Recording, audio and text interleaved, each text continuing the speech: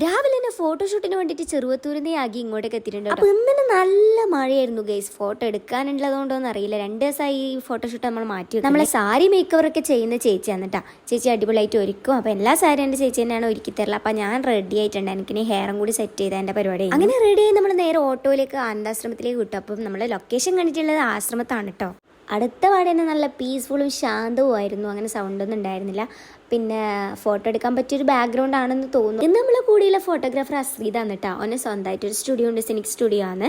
അപ്പം മൊബൈൽ ഫോട്ടോഗ്രാഫിയാണ് ഓൻ കാര്യമായിട്ട് ചെയ്യുന്നില്ല കേട്ടോ. പിന്നെ അക്കൊന്നും അറിയാത്തതുകൊണ്ട് ഓൻ റെഫർ ചെയ്തിട്ട് എന്തൊക്കെയോ എന്നോട് പറഞ്ഞിരുന്നുണ്ട്. ഞാൻ അതുപോലെ ചെയ്യുന്നുണ്ട്, എന്താവും എന്നൊക്കെ അറിയില്ല. പിന്നെ കുറച്ച് സമയത്തേക്ക് എൻ്റെ വ്ളോഗർ ആക്കിയാന്ന് കേട്ടോ.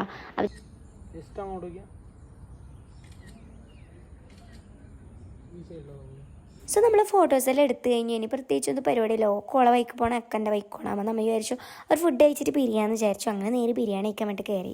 അതാ അങ്ങനെ അവിടെ പോവാണ്. അപ്പോഴേക്കും മഴ വീണ്ടും